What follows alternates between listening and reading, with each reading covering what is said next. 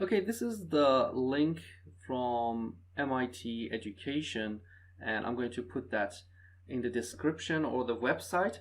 So if you scroll down, here you can see that this is called an A Taurus, and this is also fabricated with a series of sections. And here you can see that this is the intersection and the fabrication here. Okay, and you can also have a download link for the both projects. In this Rhino Grasshopper tutorial, we want to convert a torus, which you can see we are going to produce in Grasshopper, and convert it into a series of sections which you can put it on the ground at the end of the tutorial. So be sure to watch the video till the end and find the intersection so we can fabricate that with a series of sections. What I'm going to explain is that these are a series of sections with a degree, which I'm going to explain. You can see it's somehow we can change that and produce different results. This is actually another degrees, but for 60 degrees is exactly what we need. Let's get started from scratch, but before that, let me just explain a little bit about the torus. It's really important to understand which the exact parameters we need to make the torus and make those intersections happen. Okay, so that's easy. We have to make a circle in the XZ plane and then make a revolution around another circle, which is going to define the torus.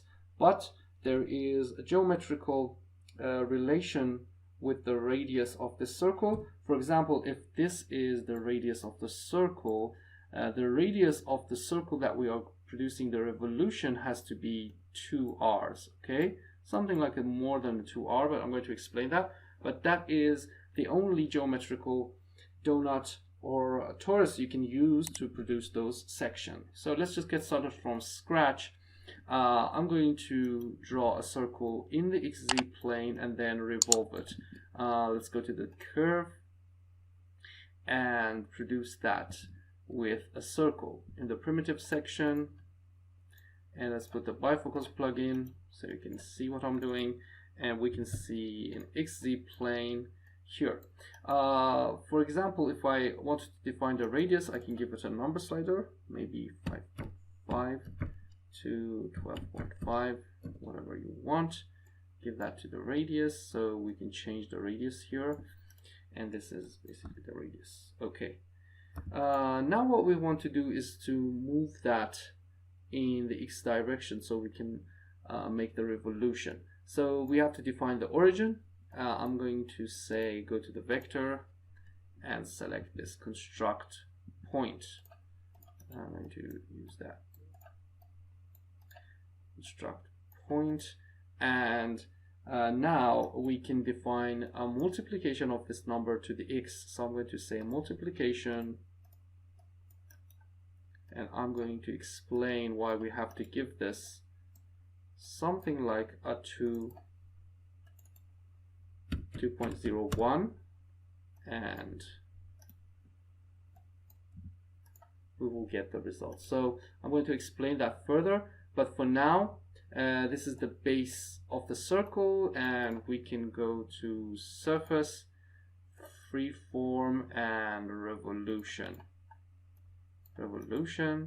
We wanted to revolve that around the axis here in this direction, so let's just give that an line, maybe set a line 0 and use the control key to come up. Okay, and the domain by default it's like 2 pi, that's okay. And here we have the exact torus we need. So let's get back to our tutorial. What we want to do is to intersect this torus with a series of planes. The most important part is to make a circle inside here, which is actually on the side of this torus, and then define the perpendicular frames which I'm going to rotate. So let's go here with a curve, a circle in the XY plane, and the radius which is actually obviously the same as the radius here. This is going to be the same. If we look at it from the top, it's exactly sitting. A little bit of approximation is for this one, but if I put it like 2, it's going to be exactly here. I'm going to explain why I just changed that to 2.01, but for now, let's go back to the planes we wanted to extract. So if I go to the curve, and here we have these perpendicular frames, I'm going to give that perpendicular frames here. We can change the radius also by changing this. Give it a bigger number if we want to, so you can see the planes easier. Okay. If we intersect this torus with these planes, obviously you just get a series of circles. So what we want to do is to rotate that a little bit. So these planes has to be a little bit tilted on the sides. For example, it's going to be something like this plane here. If I want to draw it easily, it's something like this, right? And we can just rotate these planes around the x-axis. So why not just deconstruct the planes from the vector? We have these deconstruct plane, we have these deconstruction plane. Now we want to rotate 3D. I want to rotate these planes. The center of rotation is the center of the planes. The vector we want to, axis we want to rotate is the x. And let's just give this a degrees, so we can define the degrees. And let's go from 0 to maybe 70 degrees with 2 decimals. I want to show you how this is working. So you can see that we are tilting these a little bit in the x direction. That's it. Okay, so we want to see which degree is the exact, we're going to get that those curves which you had in this example. Let me just check that out. You can see that this is the intersection, and if I bake it, what we want to reach is that this curve has to come out from the results, right? It's really important to play with these parameters to be sure that we get the correct answer. Now what I want to do here is to intersect the plane. We go to physical and select this mathematical from the BREP plane. We want to intersect that with a plane, so I'm going to just give that here. And okay, these are the plane. Obviously the BREP is going to be like here, and now we can turn everything off and take a look at these curves. If I give it a surface, we can understand that this is not exactly what we want, but they are intersecting, right? Okay, now the most important part is that this is actually a 60-degree answer. So if I just put that to 60 degrees, you can see that those intersections are not right. If I put that to 60 degrees, this is not exactly what we need. You can see that we don't have the curves. They are intersecting somehow, but we have to just put a little bit of a difference between those two curves. So the trick is to increase that multiplication to what? To something like a 1%, right? 2.01, and voila, we have those. Just a magic. And I found that from the research. You can see that we have those donuts converted into series of curves like that. So that's the trick. Remember that if anything different that then this 2 multiplication is going to give you something else. You can see that if I change that, right, it's going to give you something like this. So the number is like 2.01. If you put it 2, it's really near. I can even increase that to 2.02, and if I put that back to 2.1, you can see that these are getting away from each other. So it's based on your project. You can change that number or increase or decrease that number to get the result. Let me just bake these so you can see them in Rhino. I guess you can understand more about that. So you can see that they are intersecting, and we have what we need. And for the 60 degrees, if you decrease that to 30 degrees, they will not intersect. So remember, the minimum is going to be 30 degrees. You can see that they are intersecting at the top. If I put that to 30 degrees, there's a small intersection, and if I go down, there is no intersection, so we will not have any fabrication. We can say between 40 degrees and 60 degrees is the sweet spot. So I'm going to say the angle, and we can play with that if we want different results, but we're going to stick with 60 degrees because it's beautiful, and you can see that we can fabricate that. Now what we want to do here is to find their intersection. Because all of these sections are the same, what I want to do is to just find let me just explain that in the file here and turn on the orientation. It's a little bit tricky, but you can see that we have two series of parts. A series here, which I have put in one group, is this, and the next one is this. The reason is that when they intersect together, a series of them will have the slits on here, on this direction, right? And for the other ones, it's going to be on the down curve, right? It's on the down curve. So that is the two different parts we have. But there is again another trick, and that is you have to put an odd number in the division. So if you want to have this correct answer, what we have to do is to go here and in the count of the perpendicular frames, give it like from 5 to 30, but we have to have odd numbers. So I'm going to give that to the count.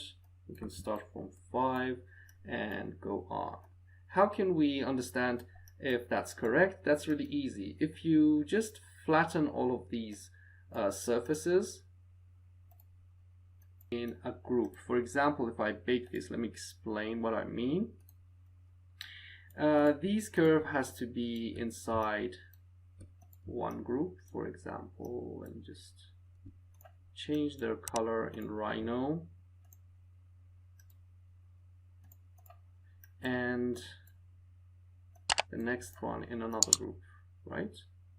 That's the reason, because the intersection with this one is going to be on this edge, and this one is going to be on the next edge, right? So we have to have two different groups for their fabrication. How can we do that? Let me explain by going to this surface and finding their surface area, and then just simply going to this display point list. The reason I'm doing this and bake that is to show you the number of these parts here. Okay, so we have like 0 here, then we have 1 here, 2 here, 3 there. We have to fix those numbers and put them in a correct numbering order. How can we do that? That's really easy. What we have to do here is let's draw a circle with the radius of this 2 times. So that is the radius. I'm just drawing this circle to show you that we want to sort these points around this circle. So I'm going to bring that circle here. In the vector and in the point section, you can see something called like sort along a curve.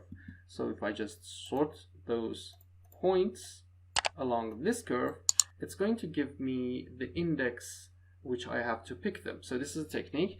You can just sort them and use this list item to pick up these surfaces with this new index. That's it. Now, if I turn on the points on their area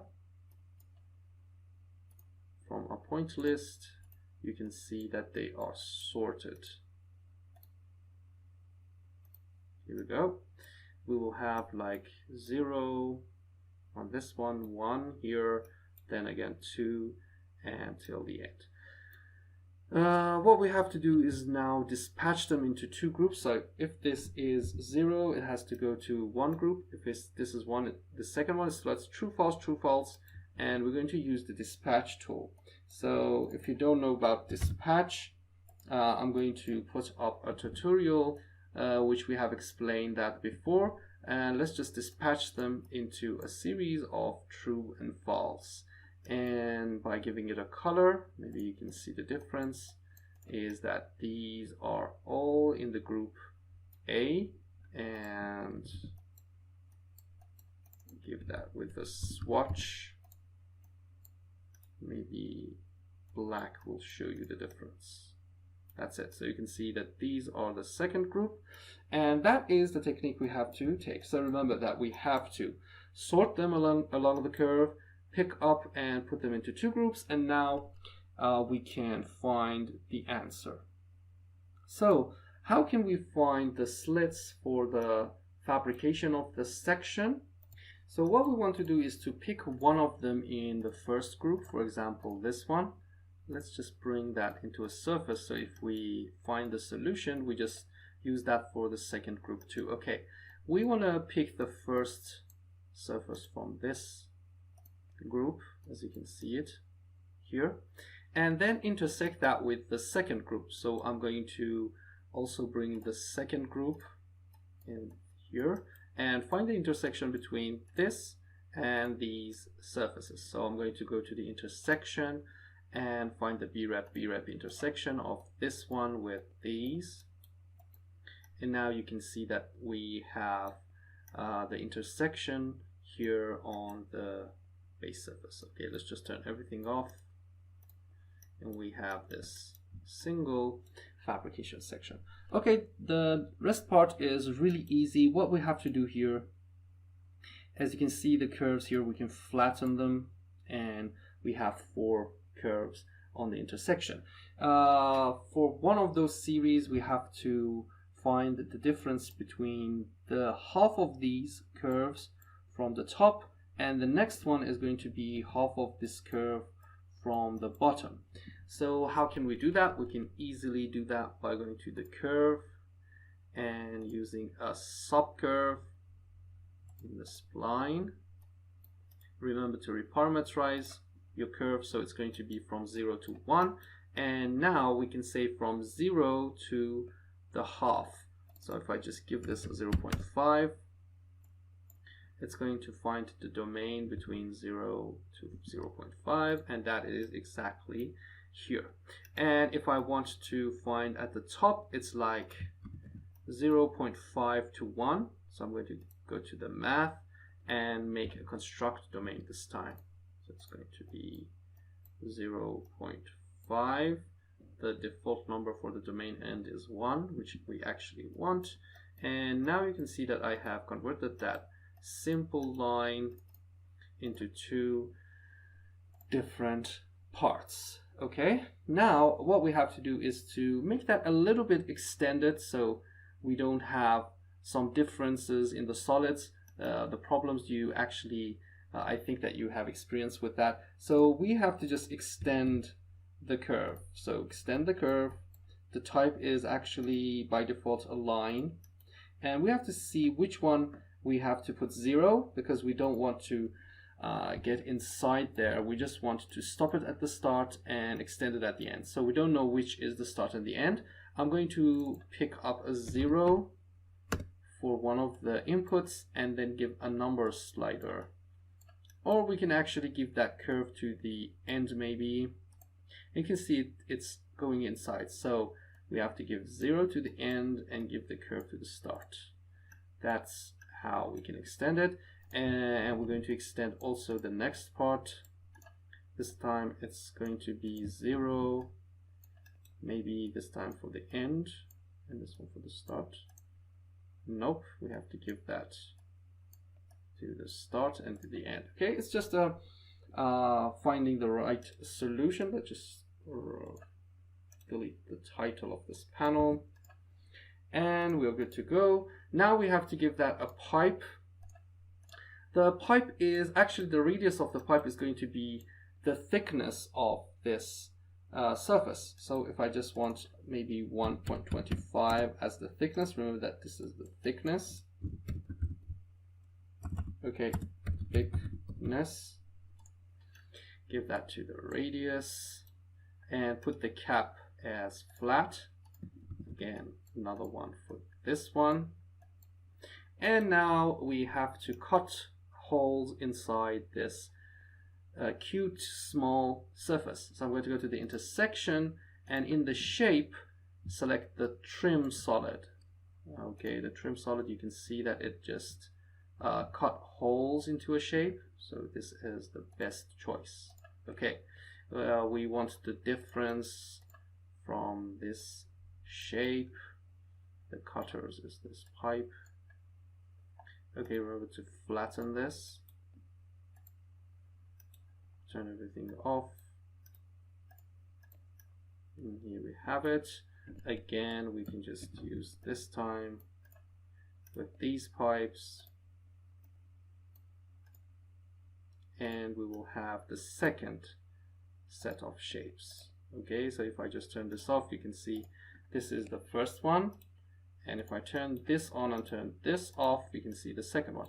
So we just actually have the same number of both of them. You can see that in this patch because we had 5 here and 5 in the list B. That is why we had the same numbers here. If you put that to even, it's going to give you wrong answers, and we're good to go. Now we can just orient that on the ground easily.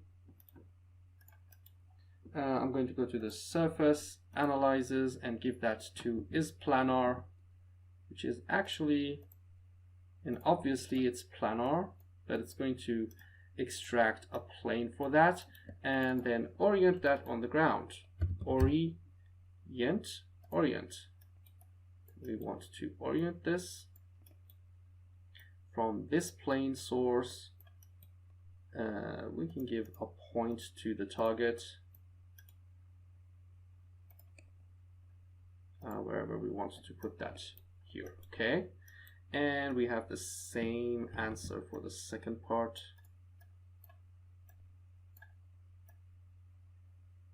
Yep, bring that forward. And that's it.